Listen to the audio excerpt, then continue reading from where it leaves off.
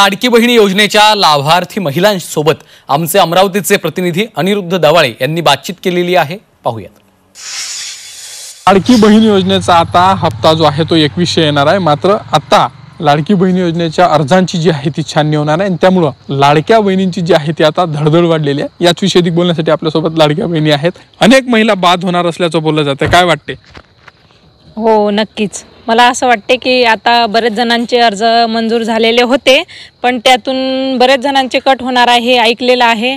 आणि ज्यांना गरज आहे त्यांना खरंच मिळायला पाहिजे, पण महागाई तशीच वाढत आहे, त्यामुळे आम्ही जरासं नाराज आहोत। कारण जेवढे पैसे कमी मिळत आहे त्याच्यापेक्षा महागाई डबल वाढत आहे, त्याच्यामुळे मी नाराज आहे याच्यावर। त्यांना पैसे दिलेच पाहिजे, पण या रोज लाडकी बहीण योजनेमुळे गडबड अशी होऊन राहिली की महागाई भयंकर वाढून राहिली की 1500 रुपयामध्ये जो काही महागाईमुळे जे काय वस्तू घेणार, प्रत्येक गोष्टी महाग आहे। सिलेंडरपासून म्हणा की भाजीपाला काही असो, लसूण सगळ्यात महाग आहे। आता काय खावं काय नका, 1500 रुपये देतात, 2100 रुपये देतात, त्या 2100 रुपयात काय करा? 1500 रुपयात काहीच नव्हतं ना, 120 रुपये पाव लसूण। सिलेंडरचे भाव किती वाढलेले आहेत, सिलेंडरचे भाव कमी करायला पाहिजे।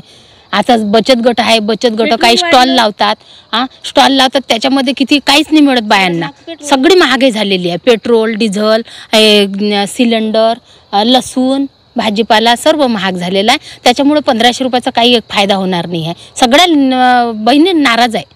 सागर ताडेस्वामी, अनिरुद्ध दवाळे, झी मीडिया, अमरावती।